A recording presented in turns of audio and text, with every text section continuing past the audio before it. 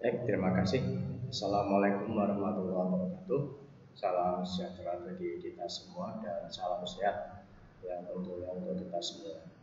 Baik, pada kesempatan kali ini kita kembali berjumpa bertatap muka secara daring atau secara online untuk melaksanakan perkuliahan untuk mata kuliah pengantar manajemen ya, untuk perkuliahan full online. Sebelumnya saya ucapkan terima kasih kepada kalian semua, para mahasiswa dan mahasiswi yang selalu saya banggakan masih terus menyimak materi-materi pertemuan-pertemuan untuk mata kuliah pengantar manajemen sampai pada pertemuan kali ini, di mana pada pertemuan kali ini kita sampai pada pertemuan ke-15. Oke, baik. Tentunya saya berharap pada kalian semua, semoga kalian semua dalam keadaan sehat walafiat, selalu dalam lindungannya, dan tak henti-hentinya juga saya selalu mengingatkan pada kalian semua untuk selalu mematuhi dan melaksanakan protokol kesehatan ya, dalam rangka untuk mencegah penyebaran daripada COVID-19. Karena seperti yang kita ketahui bersama, akhir-akhir ini terjadi lonjakan daripada kasus COVID-19 di berbagai daerah, khususnya di Jawa Tengah. Oke, pada perkuliahan kali ini kita akan melanjutkan diskusi kita, di mana pada malam ini kita akan berdiskusi tentang etika dan tanggung jawab sosial manajemen. Oke, untuk itu untuk lebih jelasnya, mari kita sama-sama simak sama-sama untuk paparan materi perkuliahan pada kesempatan kali ini. Baik.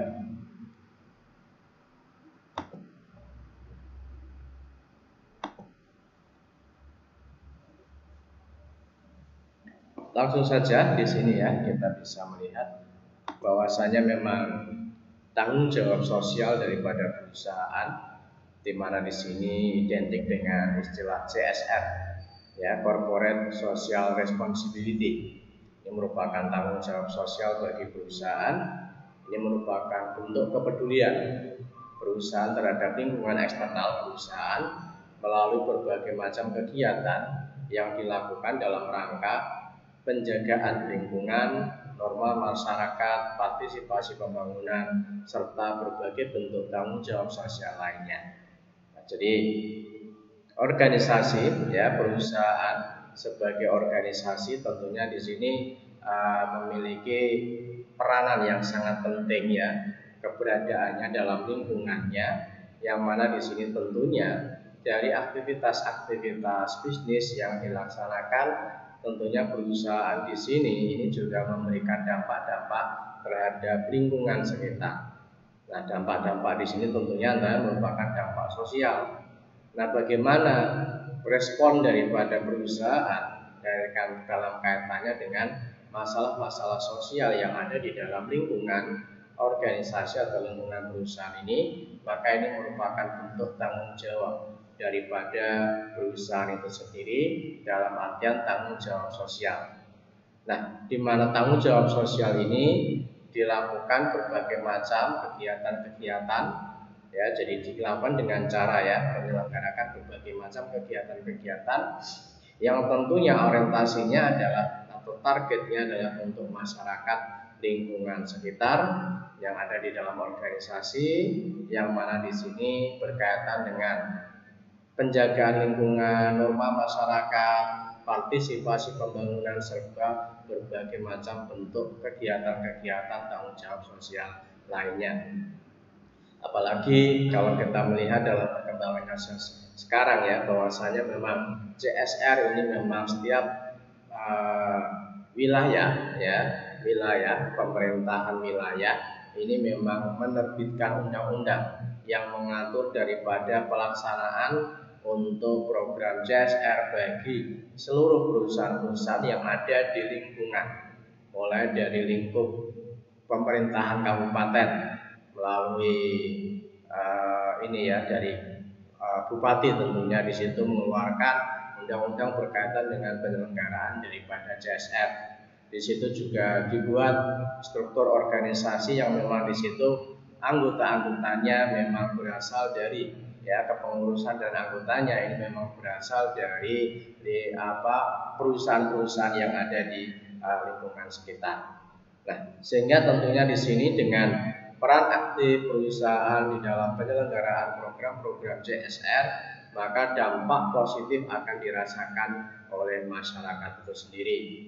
Ya, seperti yang sering kita melihat ya, bagaimana program-program CSR dilakukan oleh perusahaan, kemudian perusahaan mempromosikan program CSR itu sebagai bagian daripada promosi daripada perusahaan untuk meningkatkan daripada brand image.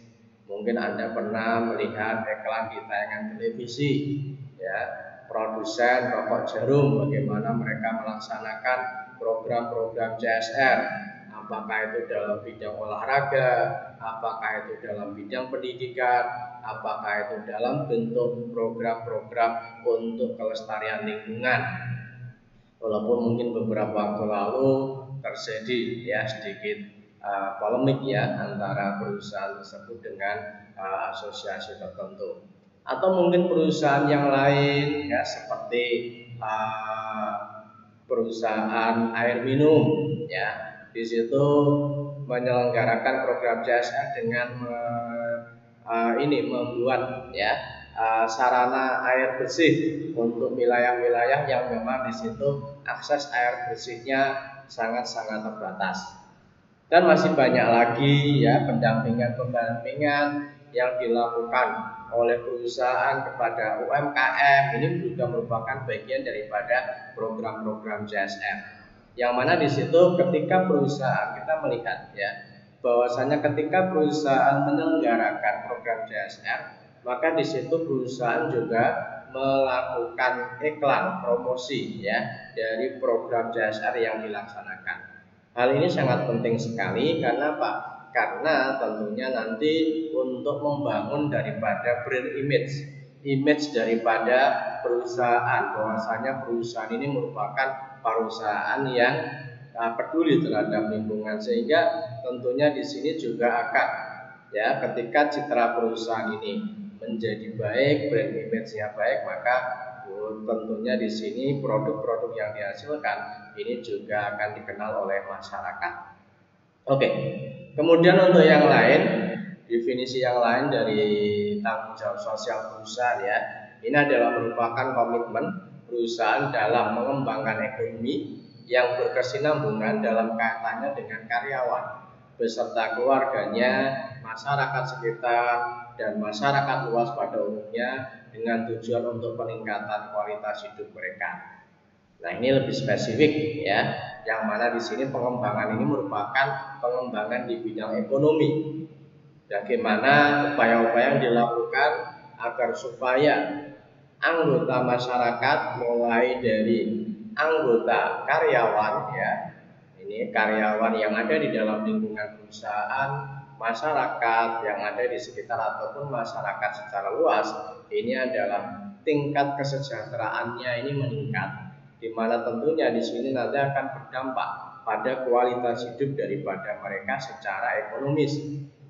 Misalkan dalam bentuk bantuan, pendampingan, pelatihan sehingga di situ tentunya nanti ketika ada pelatihan untuk UMKM, maka harapannya adalah masyarakat ini memiliki penghasilan, masyarakat tentunya di situ kemudian mampu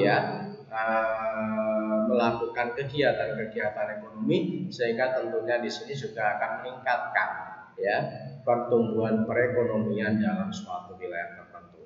Oke. Jadi ini gambaran tentang tanggung jawab sosial daripada perusahaan. Jadi berkaitan dengan aktivitas-aktivitas yang memang di sini orientasinya adalah pada masyarakat lingkungan sekitar.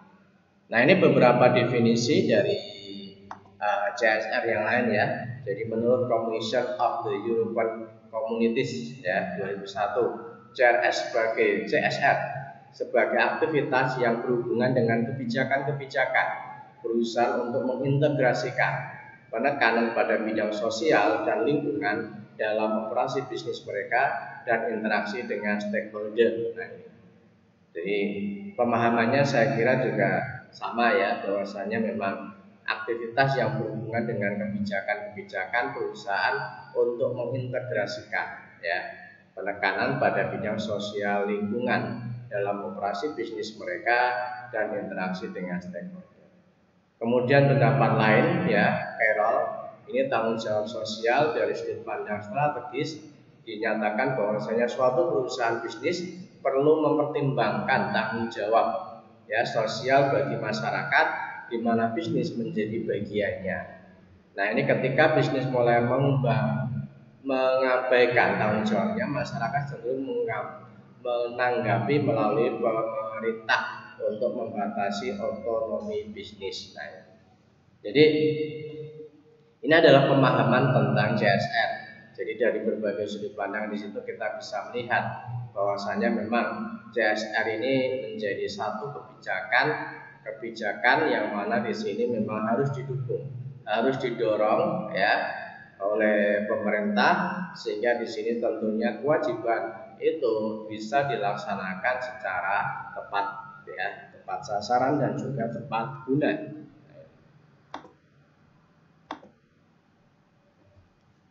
Nah, ini kemudian tanggung jawab manajer. Kalau tadi adalah tanggung jawab perusahaan, nah sekarang tanggung jawab manajer organisasi. Ada 4 tanggung jawab di sini. Pertama adalah tanggung jawab sosial, yakni memproduksi barang dan jasa yang bernilai bagi masyarakat. Ya, ini merupakan tanggung jawab yang sangat-sangat fundamental, di mana kedudukan daripada manajer di dalam suatu perusahaan ini harus mampu menciptakan ya produk ya, baik itu barang maupun jasa, yang mana produk ini tentunya nanti memberikan ya bernilai bagi masyarakat, sehingga produk ini bisa dikonsumsi oleh masyarakat dalam rangka untuk ya berbagai macam keperluan untuk memenuhi kebutuhan mereka. Nah, ini. Dan tentunya produk yang dihasilkan baik itu barang maupun jasa ini adalah harus ya benar-benar memperhatikan ya, didasarkan atas kebutuhan dan juga keinginan daripada masyarakat luas ini, sehingga memang produk ini memang bernilai bagi masyarakat. Kemudian yang kedua tanggung jawab daripada manajer ini, kalau tadi yang pertama adalah tanggung jawab ekonomi, yang kedua ini merupakan tanggung jawab hukum ya, ini juga merupakan bentuk tanggung jawab yang memang sifatnya mendasar atau fundamental. Ya, jadi tanggung jawab hukum ini adalah perusahaan diharapkan mentaati hukum yang ditentukan oleh pemerintah. Jadi pemerintah menerbitkan undang-undang, kebijakan-kebijakan untuk ya mengatur tentang tata cara pelaksanaan daripada bisnis yang dilakukan oleh perusahaan. Dan tentunya di sini perusahaan harus tunduk dan patuh ya untuk mentaati setiap peraturan-peraturan ya, undang-undang ya, atau secara umum adalah mentaati hukum yang ada yang ditetapkan oleh pemerintah. Hal ini sangat penting sekali ya. Karena apa? Karena untuk bisnis agar supaya bisa berjalan dengan baik secara efektif, maka perusahaan ini harus tidak melanggar hukum. Karena kalau melanggar hukum tentunya di situ bisnisnya tidak bisa berjalan dengan baik ya. Jadi apakah di sini hukum atau peraturan ini diterbitkan oleh pemerintah daerah, diterbitkan oleh pemerintah pusat ya, semuanya sama memiliki ketentuan hukum yang memang harus dipatuhi dan ditaati oleh setiap perusahaan. Ya, sederhana saja misalkan berkaitan dengan UMR. Jadi ketika pemerintah daerah menetapkan UMR, di mana masing-masing daerah dengan besaran yang berbeda-beda, ini tentunya konsekuensinya perusahaan yang berdomisili di wilayah tertentu harus tunduk dan patuh terhadap pelaksanaan UMR pada wilayah tertentu itu sendiri. Nah, sehingga di sini ya tentunya perusahaan harus ya, ketika perusahaan tidak mentaatinya maka tentunya di sini juga akan berurusan.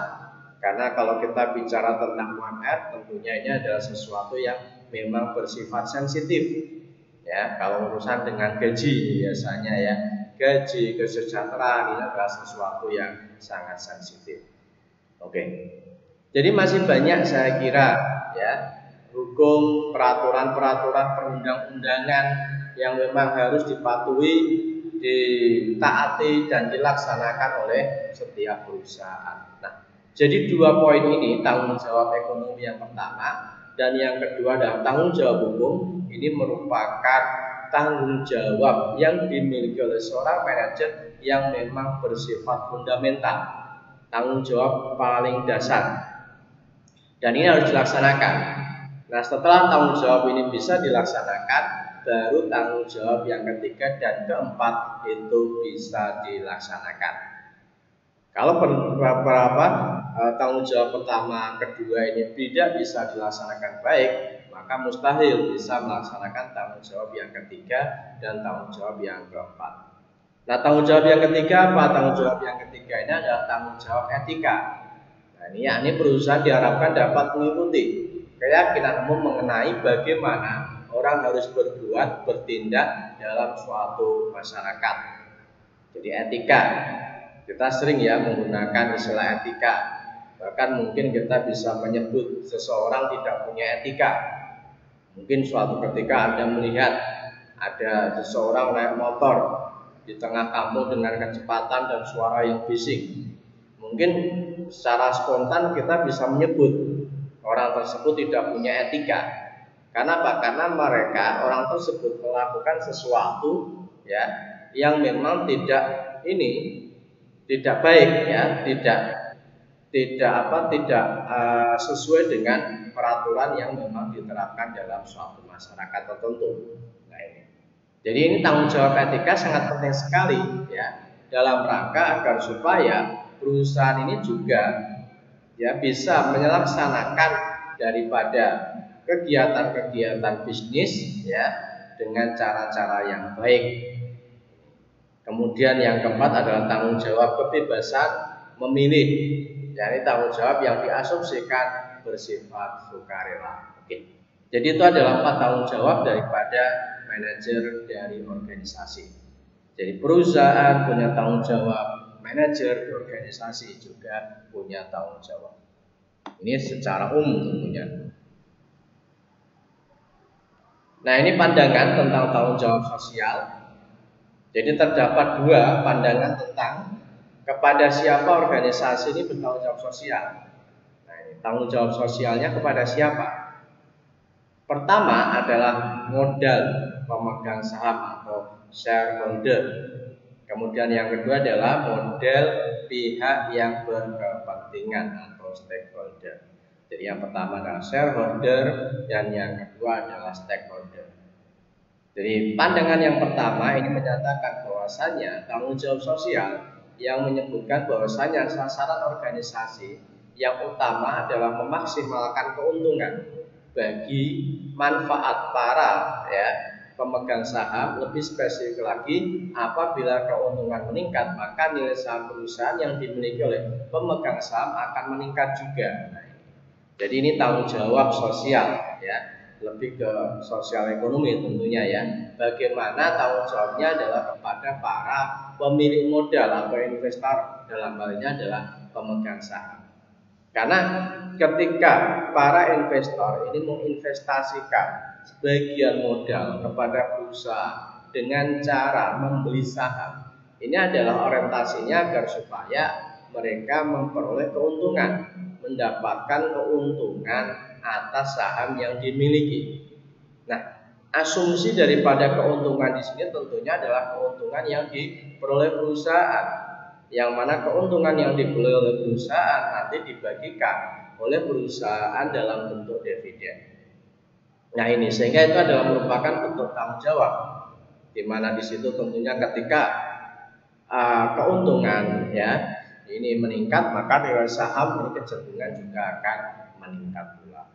Oke. Kemudian untuk pandangan yang kedua ini tentang tanggung jawab perusahaan yang menyatakan bahwasanya tanggung jawab manajemen terpenting kelangsungan hidup jangka panjang bukan hanya memaksimalkan laba, dicapai dengan memaksimalkan keinginan berbagai macam pihak yang berkepentingan terhadap perusahaan. Jadi bukan hanya pemegang saham. Nah, ini yang perlu kita garis bawahi. Jadi tidak hanya semata-mata shareholder saja, tapi stakeholder ini juga merupakan bagian daripada tanggung jawab sosial yang ada, ya. Sehingga di sini bagi perusahaan dalam ini manajer ini harus mampu melayani daripada kepentingan-kepentingan yang dimiliki oleh mereka, yang dimiliki oleh stakeholder, ya, apakah itu yang berkaitan dengan lingkungan dan sebagainya. Nah, sehingga dengan demikian kita bisa melihat bahwasanya kalau kita melihat pandangan tanggung jawab sosial, ya, hanya kepada pemegang saham, maka orientasinya adalah bersifat khusus.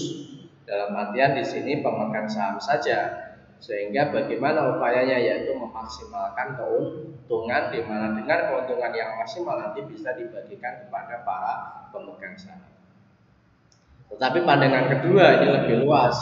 Jadi tidak hanya sekedar memaksimalkan laba saja untuk kepentingan shareholder, tetapi di sini dari laba yang optimal tentunya nanti bisa, ya, memuaskan berbagai macam keinginan-keinginan daripada pihak-pihak yang terhadap perusahaan. Nah, jadi semua pihak.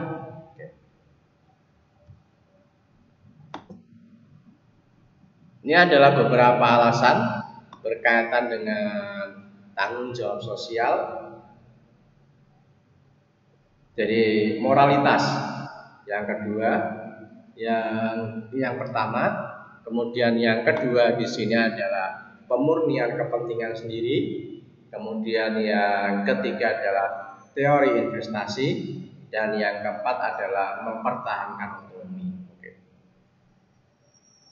Ini adalah 4 alasan. Jadi yang pertama adalah moralitas, di mana perusahaan ini harus bertanggung jawab kepada pihak yang memang berkepentingan, terutama terkait dengan nilai-nilai moral dan keagamaan yang dianggap baik oleh masyarakat.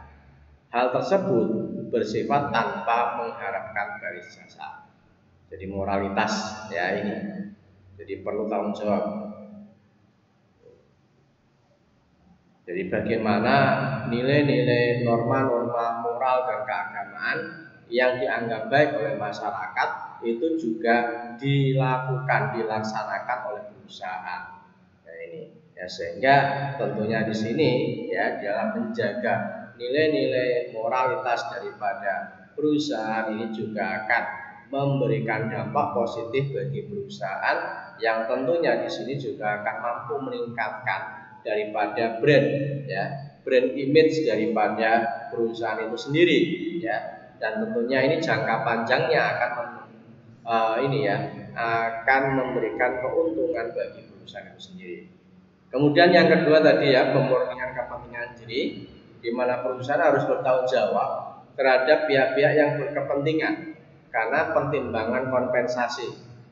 Perusahaan berharap akan dihargai karena tindakan tanggung jawab mereka, baik dalam jangka pendek maupun jangka panjang. Oke, ini alasan yang kedua, ya. Jadi, kemudian untuk alasan yang ketiga ini adalah berkaitan dengan teori investasi, di mana perusahaan harus bertanggung jawab terhadap stakeholder karena tindakan yang dilakukan akan mencerminkan kinerja keuangan perusahaan. Jadi kinerja keuangan perusahaan ini memang biasanya dilihat dari kemampuan perusahaan di dalam menghasilkan laba. Makanya kinerja keuangan ini biasanya dikaitkan dengan laporan keuangan, di mana di dalamnya ada laporan laba rugi, ada laporan neraca, ya. Di situ laporan laba rugi ini disebut juga dengan laporan kinerja keuangan, karena di situ melihat bagaimana kemampuan perusahaan dalam menghasilkan laba. Kemudian juga ada laporan posisi keuangan, di mana di situ ada tersaji dalam bentuk laporan neraca. Ada juga laporan perubahan modal, kemudian ada catatan atas laporan arus kas, dan juga catatan atas laporan keuangan. Nah,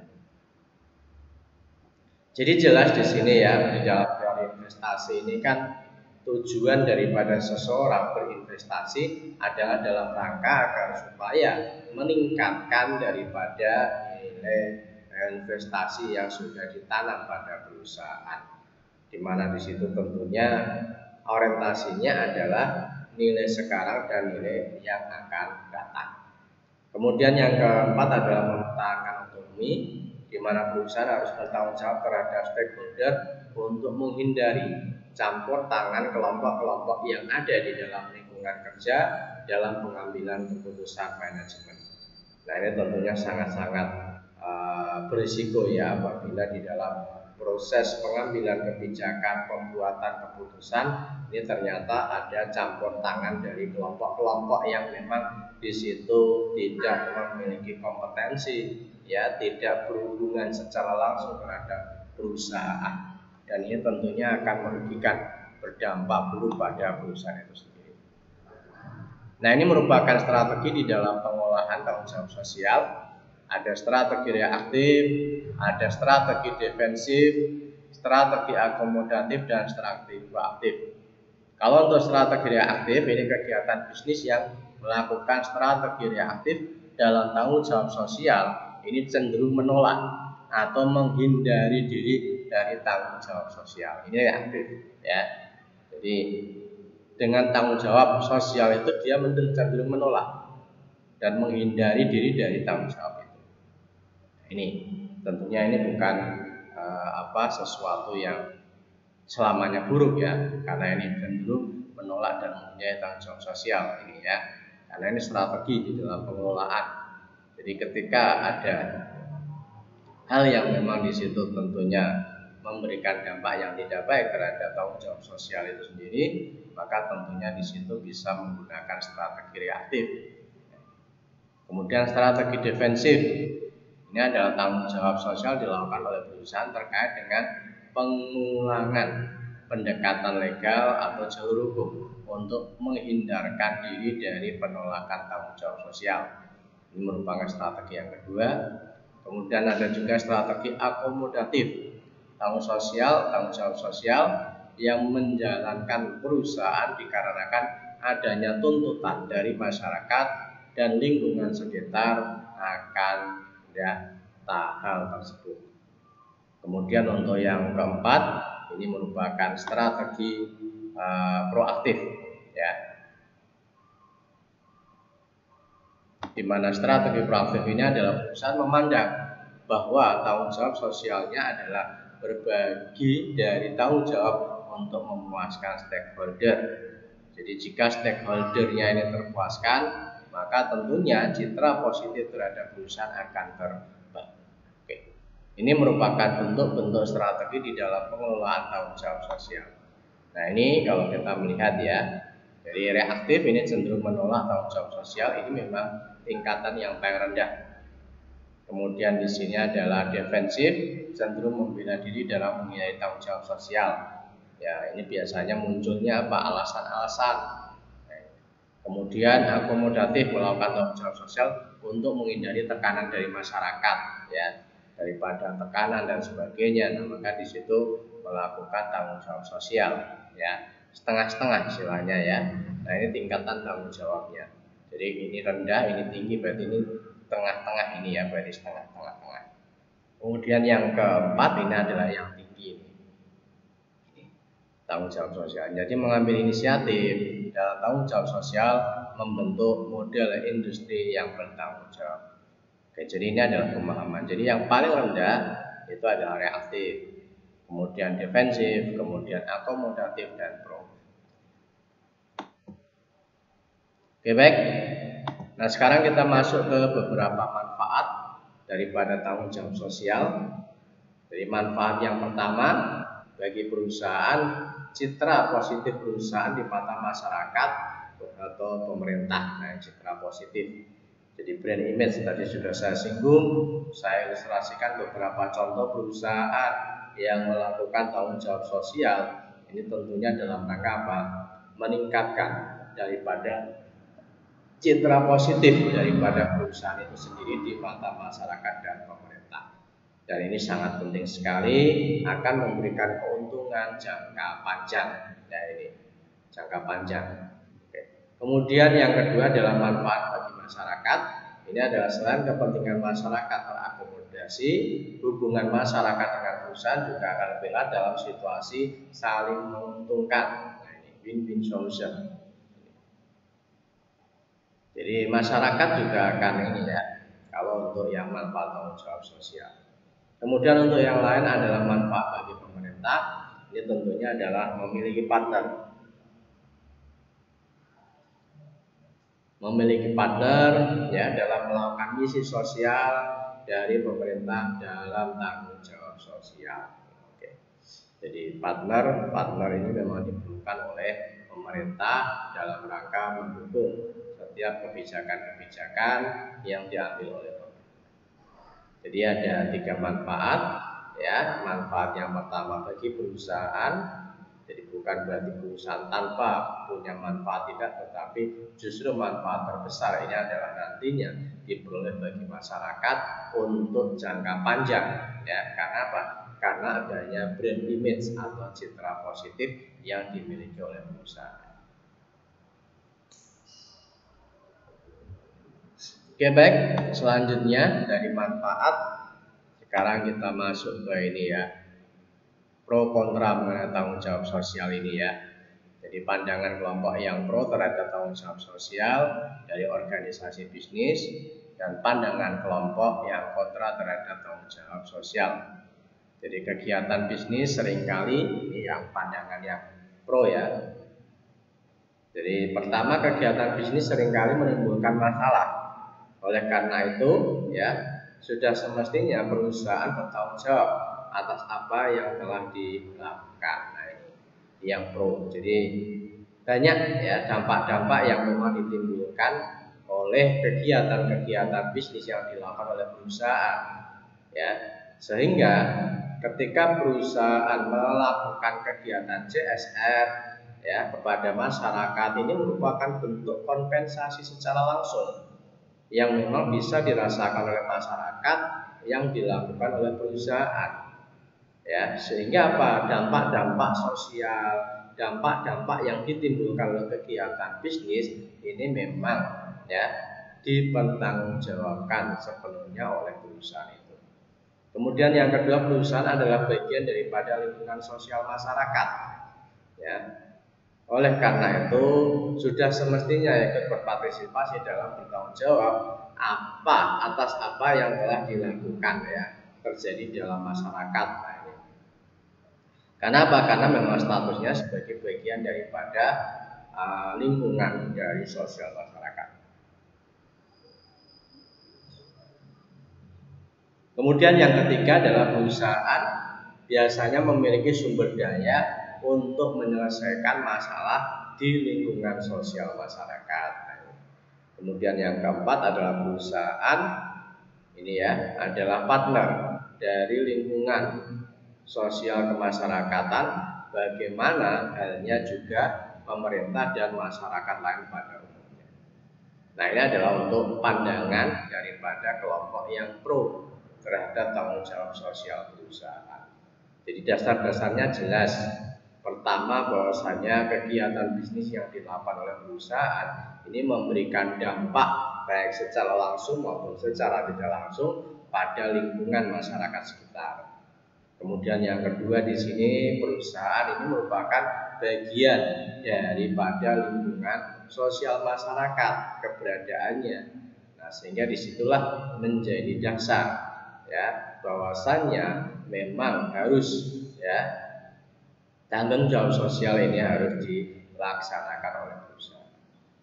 Nah, kemudian kita bandingkan bagi perusahaan yang memang di sini kontra, di mana yang pertama perusahaan tidak memiliki ahli yang mengkhususkan dalam bidang sosial dan kemasyarakatan.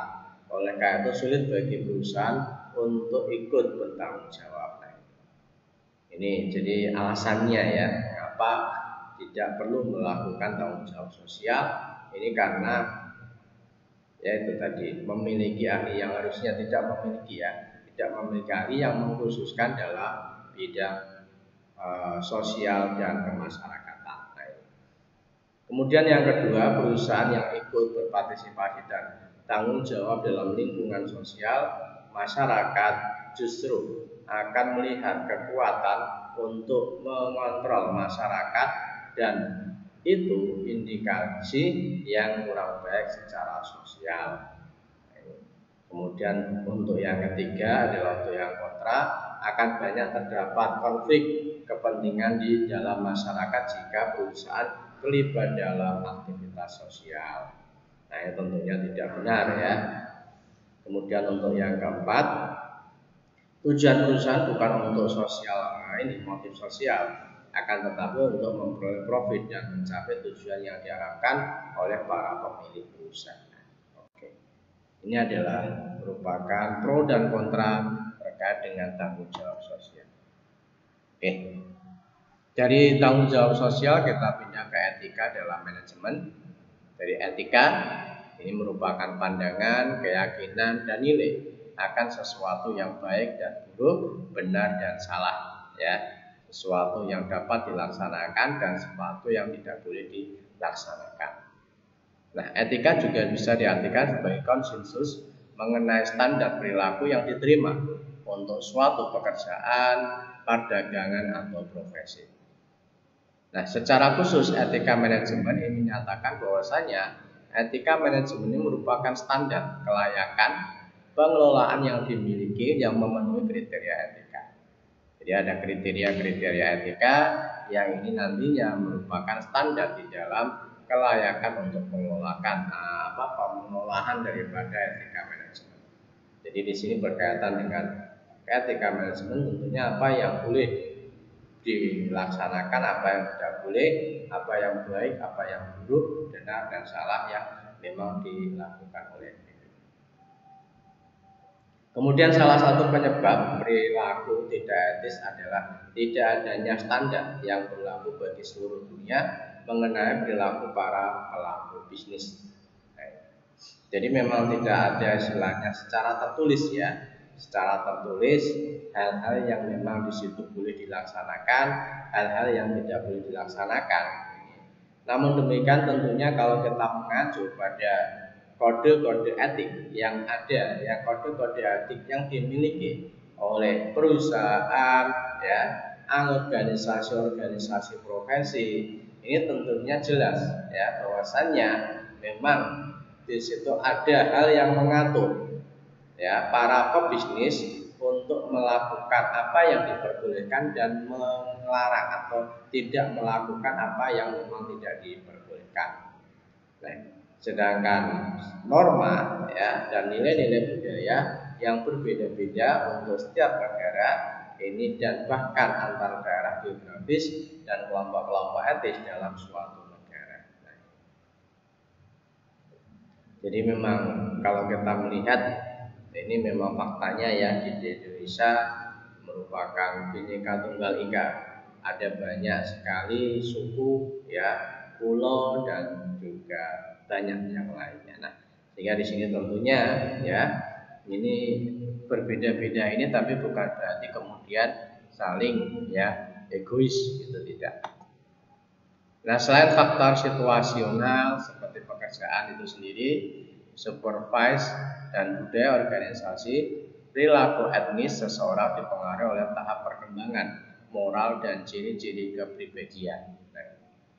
Jadi sama seperti hierarki kebutuhan, hierarki of need yang disampaikan oleh Abraham Maslow, di mana perkembangan moral terbentuk dari keinginan pribadi untuk memperhatikan nilai-nilai universal.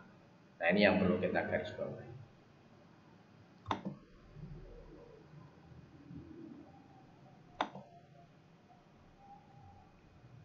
Nah, selanjutnya ini adalah merupakan bidang dasar dari etika manajerial.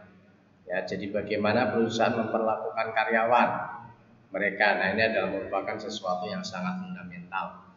Karena dalam prakteknya kita bisa melihat ya kedudukan karyawan ya dalam konteks pandangan daripada manajer atau pemilih ini memang satu perusahaan dengan perusahaan yang lain ini berbeda, ya, sehingga bagaimana karyawan ini diperlakukan ini pun juga akan berbeda.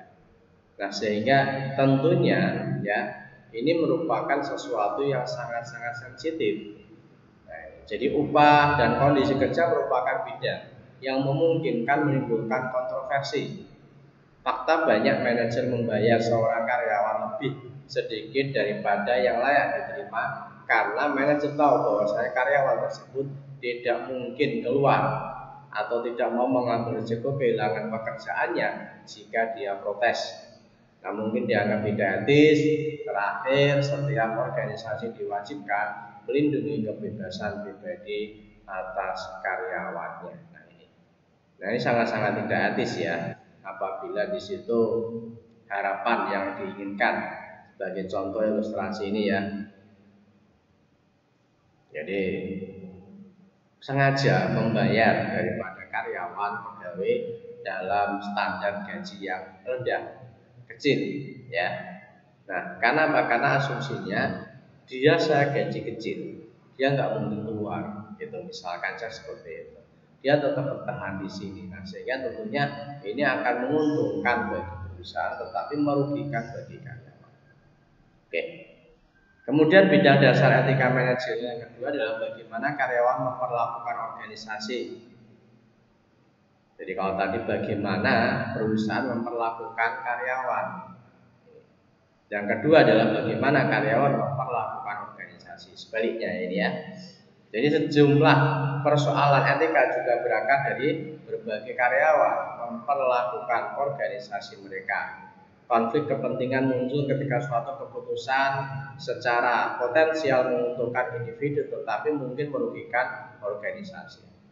Nah, untuk menjaga daripada praktek seperti itu, sebagian besar perusahaan melarang pembeli mereka untuk menerima hadiah dari pemasok, mengungkapkan rahasia perusahaan yang juga jelas tidak etis.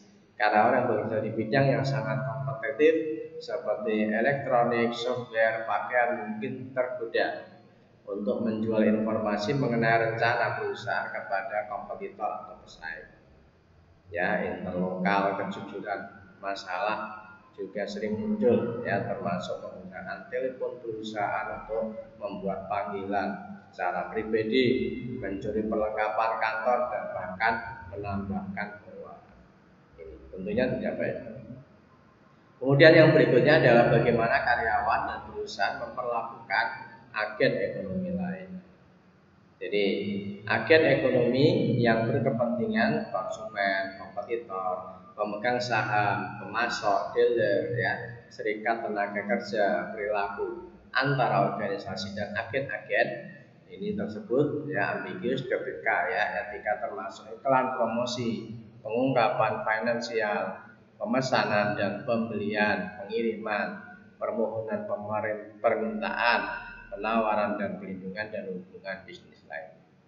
Tapi itu adalah 3 bidang ya dasar dari etika. Nah, selanjutnya kita masuk ke nilai. Jadi nilai personal sebagai standar etika. Jadi nilai adalah sendi pada dasarnya.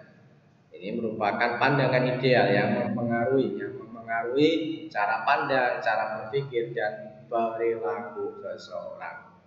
Kemudian juga ada nilai personal atau personal value, di mana pada dasarnya merupakan cara pandang, cara pikir dan keyakinan yang tepat dipegang oleh seseorang sehubungan dengan segala kegiatan yang dilakukan. Kemudian untuk yang ketiga adalah nilai personal terdiri dari nilai terminal dan juga nilai instrumen. Nilai terminal pada dasarnya merupakan pandangan dan cara berpikir seseorang yang terwujud karena perilakunya yang didorong oleh motif diri dalam meraih sesuatu. Sedangkan nilai instrumen adalah pandangan dan cara berpikir seseorang yang berlaku untuk segala hal keadaan, terutama oleh semua pihak yang memang harus diperhatikan dan dijalankan.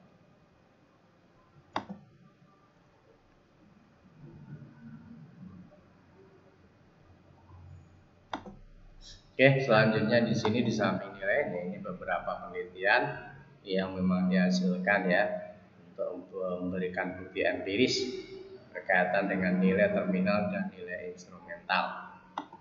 Nah, ini model dalam penilaian etika, ada manfaat, pemenuhan hak, keadilan, dan pemeliharaan. Nah, ini adalah untuk model dasar ya penilaian etika. Jadi di sini data gathering, pengumpulan data mengenai tindakan atau kegiatan yang dilakukan. Kemudian di sini analisisnya, apakah tindakan atau kegiatan yang dilakukan memenuhi 4 kriteria: manfaat, pemenuhan hak, keadilan, pemeliharaan. Nah, kalau oke berarti pindah, tidak dalam seluruh kriteria, tidak dalam satu atau beberapa kriteria, ya dalam seluruh kriteria. Apakah ada faktor yang menyebabkan kriteria tidak terpenuhi sehingga dapat dimaklumi? Nah, sehingga nanti di sini akan muncul dari pertanyaan-pertanyaan ini, etis, tidak etis, ya berarti etis. Ini adalah pemahaman gambar yang menjelaskan tentang model penilaian daripada etika menurut Griffin 2002. Kemudian ada juga konflik nilai, ada konflik interpersonal, konflik individu, dan konflik antar budaya. Kemudian di sini ada relativisme moral, menyatakan bahwasanya moral bersifat relatif. Ada beberapa pribadi, sosial atau standar masyarakat, dan tidak ada standar yang lebih baik dibandingkan dengan standar lainnya. Ini adalah relativisme. Kemudian di sini ada naive relationship, ini pembagiannya. Ada role relationship, kemudian social group relationship, dan culture relationship. Pendekatan etika ada beberapa pendekatan. Pendekatan utilitarian sampai belepotan ya. Kemudian ada individu dan juga peradu.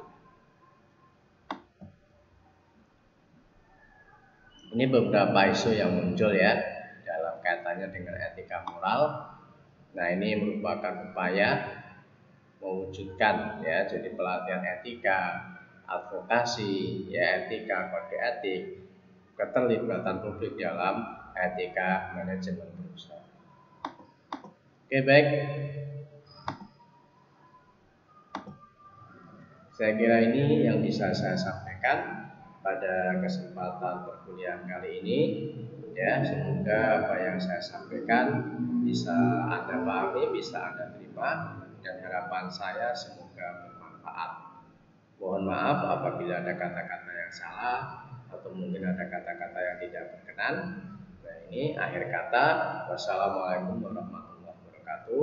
Salam sejahtera.